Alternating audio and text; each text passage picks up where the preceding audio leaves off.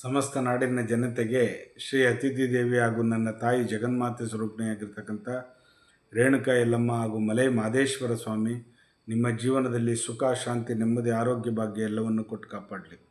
ಬಂಧುಗಳೇ, ಈ ದಿನ ತಾರೀಕು 19/11/2025 ಬುಧವಾರ, ದಕ್ಷಿಣಾಯನ ಶರದ್ ಋತು ಶ್ರೀ ವಿಶ್ವವಸು ನಾಮ ಸಂವತ್ಸರದ ಕಾರ್ತೀಕ ಮಾಸದ ಕೃಷ್ಣ ಪಕ್ಷದ ಚತುರ್ದಶಿ ಈ ದಿನ ಸ್ವಾತಿ ನಕ್ಷತ್ರ, ಈ ದಿನ ಮಹಾ ನಕ್ಷತ್ರ ಇದೆ. ಈ ದಿನ ಅನುರಾಧ ನಕ್ಷತ್ರ ಆರಂಭವಾಗ್ತಕ್ಕಂಥ ದಿನ. ಎರಡೆರಡು ಒಟ್ಟಿಗೆ ನಕ್ಷತ್ರಗಳು ಬರ್ತಕ್ಕಂಥ ಮಹಾ ನಕ್ಷತ್ರಗಳು ಇವೆರಡು, ಸ್ವಾತಿ ಮತ್ತು ಅನುರಾಧ. ಇವೆರಡು ತುಂಬ ಒಳ್ಳೆ ಮಹಾ ನಕ್ಷತ್ರಗಳು.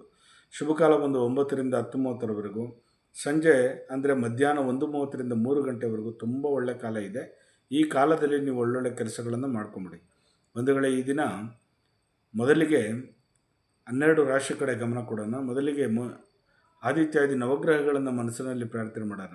ನಮಃ ಸೂರ್ಯಾಯ ಚಂದ್ರಾಯ ಮಂಗಳಾಯ ಚ ಬುಧ ಶುಕ್ರ ಶನಿ ಬೇಶ್ಚ ರಾಹುವೇ ಕೇತುವೆ ನಮಃ. ಗುರು ಬ್ರಹ್ಮ ಗುರು ವಿಷ್ಣು ಗುರುದೇವೋ ಮಹೇಶ್ವರ ಗುರು ಸಾಕ್ಷಾತ್ ಪರಬ್ರಹ್ಮ ತಸ್ಮೈ ಶ್ರೀ ಗುರುವೇ ನಮಃ.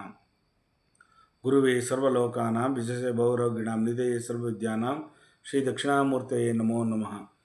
ಆಕಾರ ಮೂಲರೂಪೇಣ ಉಕಾರ ಸ್ತಂಭಶಾಕಿಣೆ ಮಕಾರ ಫಲಪುಷ್ಪಾಯ ವೃಕ್ಷರಾಜಯತೆ ನಮಃ. ಏಕದಂತಾಯ ವಿದ್ಮಹೆ ವಕ್ರತುಂಡಾಯ ಧಿಮಹಿ ತನ್ನೋದಂತೆ ಪ್ರಚೋದಯಾತು. ಗಣಪತಿಯನ್ನು ಮನಸ್ಸಿನಲ್ಲಿ ಪ್ರಾರ್ಥನೆ ಮಾಡ್ತಾ, ಈ ದಿನ ಬುಧವಾರ ಆಗಿರೋದ್ರಿಂದ ಸ್ವಾತಿ ನಕ್ಷತ್ರ ಮತ್ತು ಅನುರಾಧ ನಕ್ಷತ್ರ ನೋಡಿ, ಎರಡೂ ತುಲಾರಾಶಿಯಲ್ಲಿ ಕುಂತ್ಕೊಳ್ತಕ್ಕಂಥದ್ದು ಸ್ವಾತಿ ನಕ್ಷತ್ರ. ಅನುರಾಧ ನಕ್ಷತ್ರ ಬಂದು ವೃಶ್ಚಿಕ ರಾಶಿಯಲ್ಲಿರ್ತಕ್ಕಂಥದ್ದು.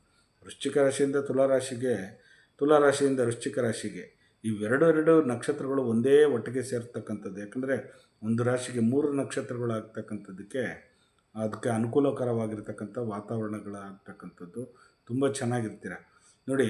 ಈ ದಿನ ಮೊದಲಿಗೆ ಮೇಷರಾಶಿ ಕಡೆ ಗಮನ ಕೊಡೋಣ.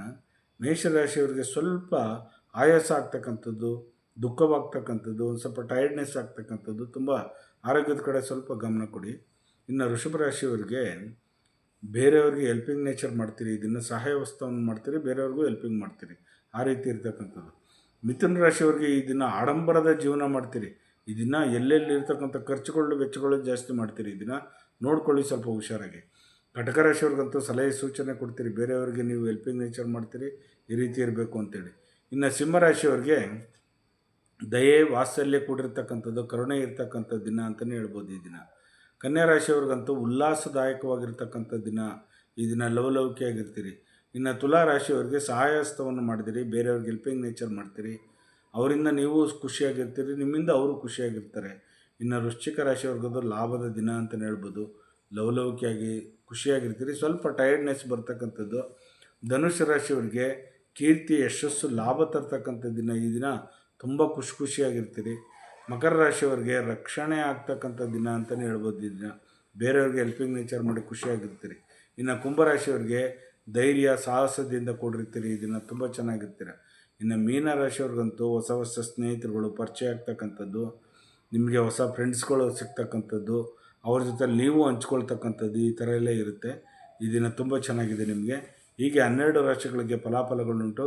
ಜಗನ್ಮಾತೆ ಸ್ವರೂಪಿಣಿಯಾಗಿರ್ತಕ್ಕಂಥ ರೇಣುಕಾ ಯಲ್ಲಮ್ಮ ಹಾಗೂ ಮಲೈ ಮಹದೇಶ್ವರ ನಿಮ್ಮ ಜೀವನದಲ್ಲಿ ಸುಖ, ಶಾಂತಿ, ನೆಮ್ಮದಿ, ಆರೋಗ್ಯ, ಭಾಗ್ಯ ಎಲ್ಲವನ್ನು ಕೊಟ್ಟು ಕಾಪಾಡಲಿ. ಆ ಮಲೈ ಮಹದೇಶ್ವರ ನಿಮ್ಮ ಜೀವನದಲ್ಲಿ ಒಳ್ಳೇದು ಮಾಡಲಿ. ನಿಮ್ಮೆಲ್ಲರಿಗೂ ಒಳ್ಳೆಯದಾಗಲಿ. ಲೋಕೋ ಸಮಸ್ತ ಸುಖಿನೋ ಭವಂತು, ಸನ್ಮಂಗಳಾನಿ ಭವಂತು. ಸರ್ವೇ ಜನ ಸುಖಿನೋ ಭವಂತು, ಸನ್ಮಂಗಳಾನಿ ಭವಂತು. ಒಳ್ಳೆಯದಾಗಲಿ ತಮ್ಮೆಲ್ಲರಿಗೂ.